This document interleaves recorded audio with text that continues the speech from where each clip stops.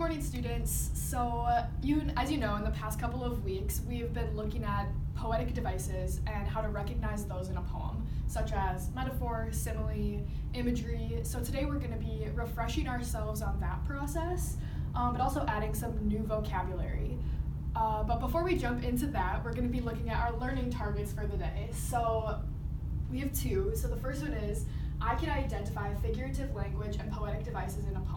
So we've already practiced that a couple of times, gotten comfortable with what is figurative language.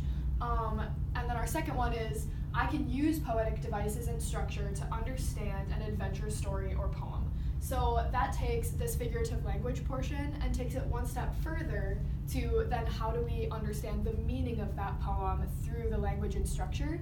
So the two most important words in this learning target is understand and use. So understand alludes to how we're comprehending the story behind a poem, and use lets us know that we're going to be doing some individual practice today. So let's review some of the concepts we've been looking at. So first, just to reiterate some of the figurative language we've been working on, we've looked at metaphor, simile, imagery. We've also looked at diction and how those things impact a poem. And some of the new vocabulary we're going to be looking at is more poetic structure, so rhyme, repetition, and alliteration. So today the poem we're going to be looking at is The Highwayman by Alfred Noyes, and all of these components are present in that poem, and they really add to what the poem sounds like. So before we jump into just individual and group work, I'm going to review the annotation process with you so we can have in our mind what our goal is for when we're working on the poem. So the annotation process, first we're going to read stanza by stanza, and I will read the first stanza with you right after I release you. But first we're going to read, and you pause after each stanza and you underline unknown words, so any vocabulary term that you're not familiar with, and you kind of go back through that stanza and you say, okay, am I understanding what's being said to me right now?